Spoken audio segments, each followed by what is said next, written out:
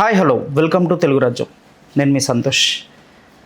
దొంగల ఐడియాలు ఎంత అప్గ్రేడ్ అవుతున్నారంటే, ఇంతకు ముందు మనకు తెలిసి దొంగతనం అనేది నైట్ టైమే జరిగేది. కానీ ఇప్పుడు పట్ట పగలైనా మేము దొంగతనం చేసేస్తాం, మాకు చైన్ కనిపిస్తే చాలు అంటున్న వరంగల్ దొంగలు. మొన్న రీసెంట్గా ఒక ఆవిడ ముగ్గేస్తూ ఉంటే తన మెడలో నుంచి చైన్ తీసుకొని పారిపోయిన దొంగలు. ఈ విషయం పైన మాట్లాడడానికి మన ముందు ఉన్నారు దాసరి విజ్ఞాన్ గారు. నమస్తే అన్న. నమస్తే అన్న, రీసెంట్గా ముగ్గేస్తూ ఉంటే మెడలో గొలుసు ఇట్లా ఇలాడుతూ ఉంటుంది కదా, ఆ గొలుసుని తీసుకొని లాక్కొని పారిపోయారంట దొంగలు వరంగల్లో. అసలు ఎందుకు ఇలా జరుగుతుంది అంటే, గోల్డ్ రేటు పెరగడం వలన, వీళ్ళకి జాబులు లేక ఈజీ మనీకి అలవాటు పడిపోవడం వలన, దేనివల్ల అంటారన్నా? ఎట్లా ఉందంటే సిట్యువేషన్, దొంగలు వాళ్ళ రూట్స్ని కొత్త అంటే చరిత్రలో కొత్త పాఠాలు నేర్పిస్తున్నారు కొత్త దొంగలకి. ఇట్లా ఉంది ప్రజెంట్ సిట్యువేషన్. అంటే ఏమనాలో కూడా తెలియట్లా. ఇప్పుడు తాగి నువ్వు రోడ్డు మీదకి వెళ్తే you are the road terrorist. నిజమే, ఎందుకంటే నీ వల్ల బస్సులు తగలబడిపోతున్నాయి కదా. మరి నువ్వు రోడ్ టెర్రరిస్ట్, నువ్వు తాగి ఇటు వెళ్ళినందుకు. అండ్ నెక్స్ట్, మహిళ మెడలో గొలుసు లాగావు అంటే యు ఆర్ ఏ క్రిమినల్, నువ్వు హంతకుడివి. గొలుసులు నున్నగా లాక్కోండి అన్నట్టు ఉండవు, పీకని వెంటనే ఇరగండి అన్నట్టు ఉండవు, స్ట్రాంగ్ ఉంటాయి అవి. స్ట్రాంగ్ అనే కాదమ్మా, ఒక డిజైన్స్ ఎట్లుంటాయి ఒక్కొక్కటి. వీళ్ళు కూడా రెగ్యులర్ డిజైన్స్ కాకుండా న్యూ అన్న కొద్దీ న్యూ డిజైన్స్ అన్నీ కూడా కొన్ని షార్ప్. నువ్వు ఇట్లా లాగితే అది కోసుకుపోదు మేడ. 90% ఛాన్స్ ఉంటుంది అది కోసుకుపోయే ఛాన్స్. మరి సరిపోతుంది. ఇక్కడేమో ముగ్గేసేటప్పుడు లాక్కెళ్ళారు. కొంతమంది బండి మీద వచ్చి ఇట్లా అంటే వాళ్ళ కింద పడ్డా కూడా ఈడ్చిన అవి కూడా చూసాం మనం, విజువల్స్ చాలామంది. అవును. సో వీళ్ళు ఏంటంటే, నువ్వు ఒక హత్య చేసిన వాళ్ళకి వీళ్ళకి ఏదో చిన్న శిక్షలు వేస్తున్నారు కానీ జీవిత ఖైదు అది ఇదని, ఇట్లాంటి వాళ్ళని అయితే ఉరి తీయాలి. ఎందుకంటే రోడ్డు మీద వచ్చి ఒక మహిళని నువ్వు ఇట్లా పట్టుకొని గొంతు కోసేస్తున్నావు. నీ చేతికి వచ్చే ఆ వస్తువు కొంచెం ఎక్స్పెన్సివ్ ఏమో, కానీ నువ్వు అంతకన్నా విలువైన ఆవిడ ప్రాణాన్ని తీస్తున్నావు నువ్వు. అవును. అంటే ఆ సంఘర్షణలో వాళ్ళు దాన్ని కాపాడుకోలేక వీడు లాగుతూ ఉంటే వీళ్ళు వెనక్కి లాగినా వాడు ముందుకు లాగినా తెగేది మెడే. ఇక్కడ ఇన్ని జరిగే సిచ్యువేషన్ అది చాలా పెద్ద. అంటే మానసికంగా కూడా కుంగిపోతారు, ఏదో అయిపోయింది నాకు, ప్యానిక్ అయిపోతూ ఉంటారు. అది గోల్డ్ పోయిందనే ప్యానిక్, కట్ అవుతుందని కూడా ఫీల్ అవ్వలేరు అన్న ఆ టైంలో వాళ్ళు.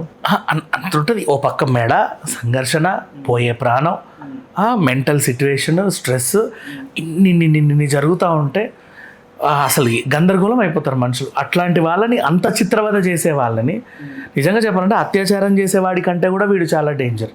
చైన్ స్నాచర్లు, వీళ్ళని చైన్ స్నాచర్ అనే పేరు పెట్టి వదిలేశారు మీరు అంతే. చాలా పెద్ద టైటిల్స్ ఇచ్చి పెద్ద శిక్షలు వేయాలి. అత్యాచారం చేసే వాళ్ళని ఎన్కౌంటర్ చేస్తే చైన్ లాగే వాళ్ళని స్పాట్లో కట్టేసి బాగా గుచ్చి కాల్చి చంపాలి.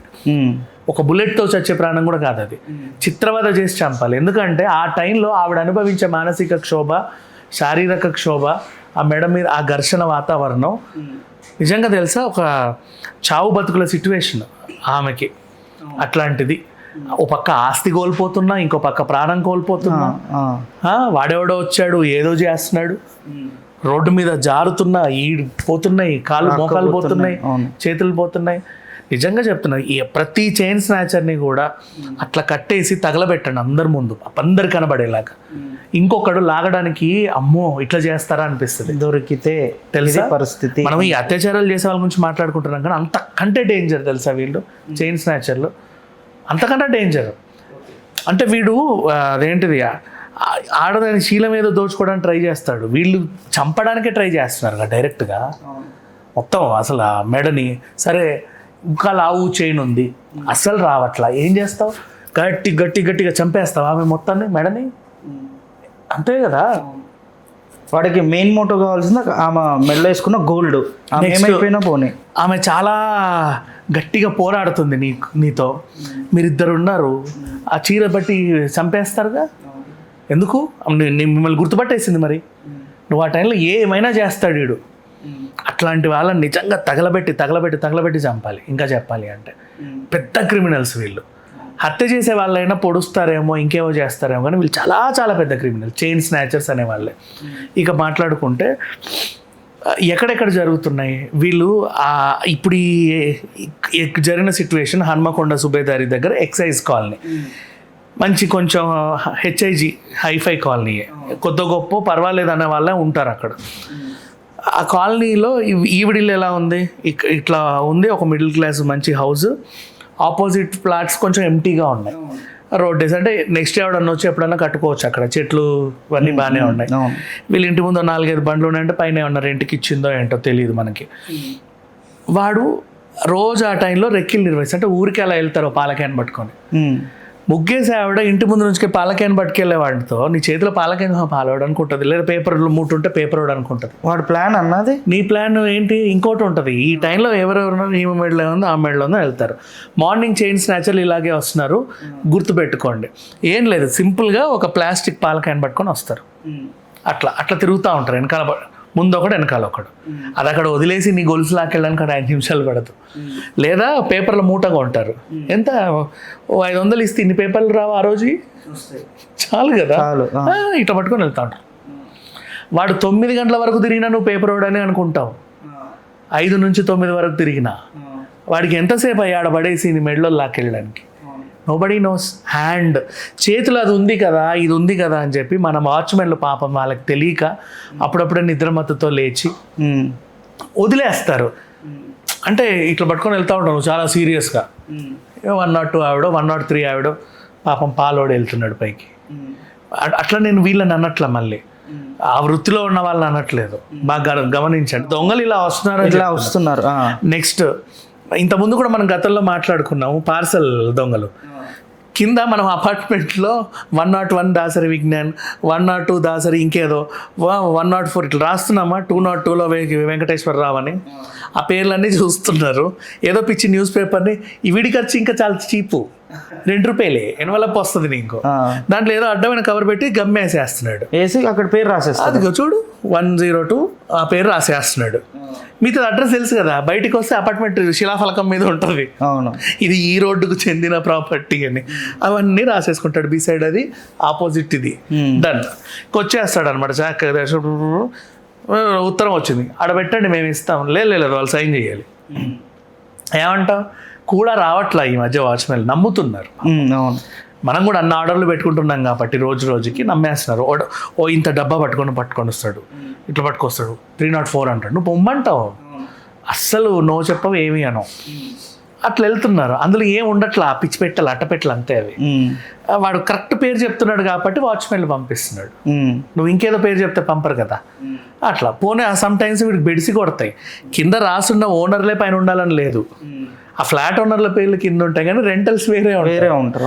అవునా, వాళ్ళు లేరండి, వాళ్ళు ఎక్కడికో షిఫ్ట్ అయిపోయినా. అవునా, మరి పార్సల్ ఇక్కడికి వచ్చింది, ఇది గిఫ్ట్ అండి, వాళ్ళు ఎవరో పంపారని చెప్తాడు. మళ్ళీ వెంటనే టర్న్ చేంజ్ ఆ వాచ్మెన్ ఏముంటావాలి, ఇంత గిఫ్ట్ కదా, వాళ్ళు ఎక్కడుంటారు వీళ్ళకి సర్ప్రైజ్. అది మీరు ఎక్కడుంటారంటే మీకు గిఫ్ట్ పంపాలని అడగరుగా, సర్ప్రైజ్.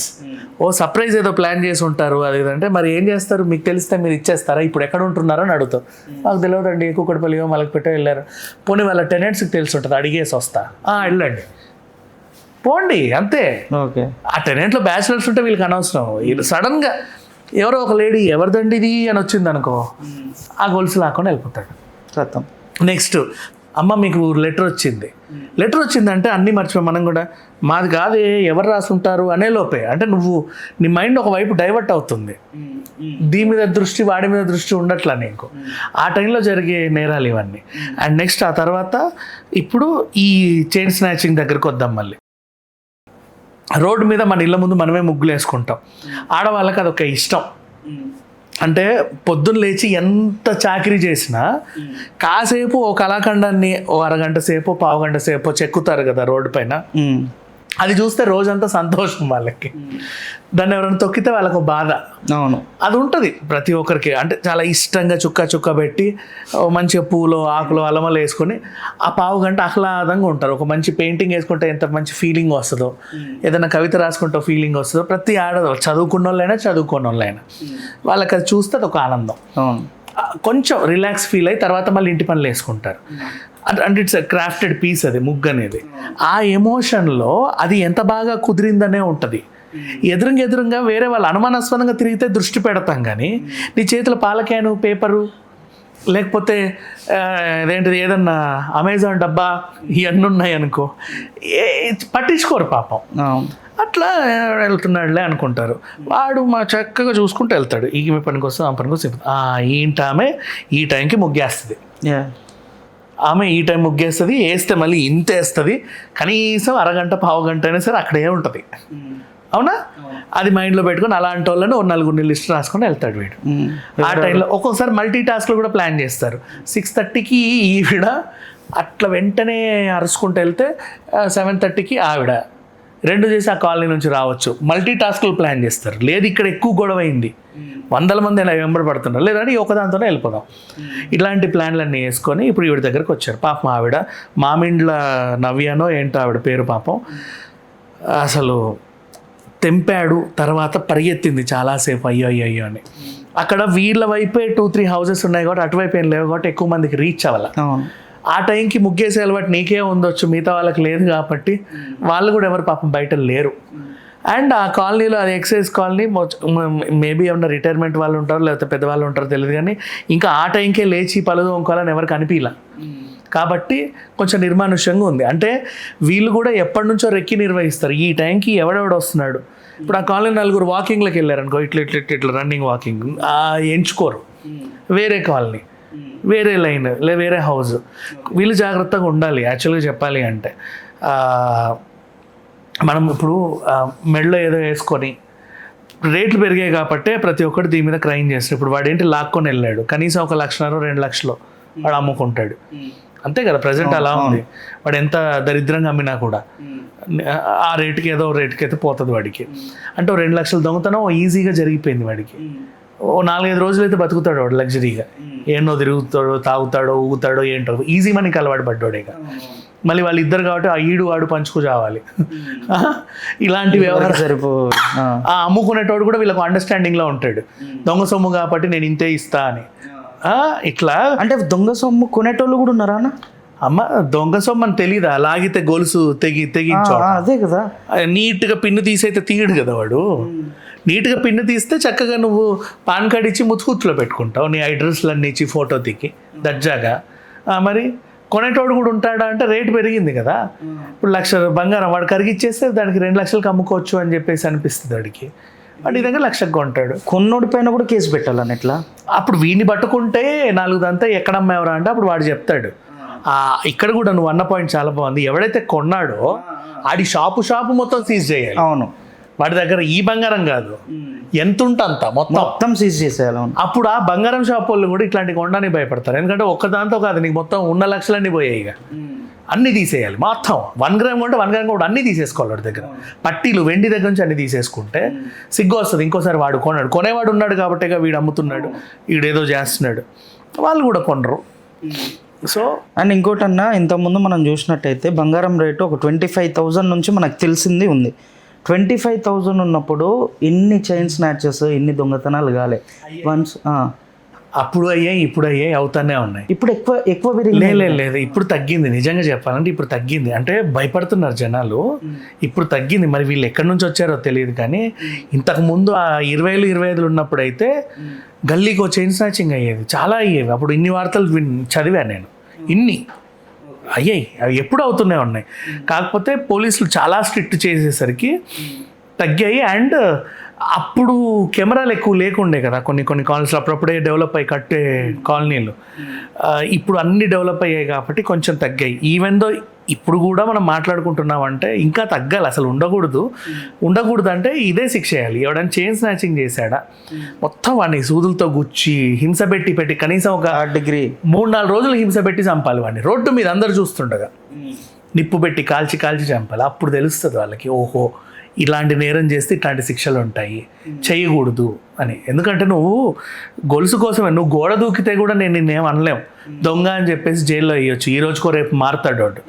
నువ్వు మనిషిని చంపుతున్నావు ఇక్కడ మెడ కోసి, మరి బ్యాక్ సైడ్ పడ్డా, ఫ్రంట్ సైడ్ పడ్డా, నెత్తికి దెబ్బ తాకి. ఎగ్జాక్ట్లీ. నువ్వు గోడ దూకినావు అనుకో, ఒరే ఇది మంచి పద్ధతి కాదురా, 2 దెబ్బలు వేసో లేకపోతే రీహాబ్ సెంటర్కో పంపో, వాడిని మార్చొచ్చు, ఇలా కాదు ఇలా కూడా బతకొచ్చు అని. గోడ దూకేవాడిని వేరే విషయం. అలా నాకు వాళ్ళ మీద చాలా ఏం లేదు, చెప్తున్నాం. వీళ్ళు చాలా డేంజర్. ఓకే అన్న, thank you so much. Hello, Telugu రాజ్యం ఛానల్ చూస్తున్నారా? సామాజిక రాజకీయ జీవన చిత్రణే తెలుగు రాజ్యం. అతిశయోక్తులు అసత్యాలు ఉండవు. రాజకీయ కోణం కాదు, ప్రజా కోణమే కొలబద్ద. తెలుగు రాజ్యం వీక్షణ మీ ఉత్తమ అభిరుచికి నిదర్శనం.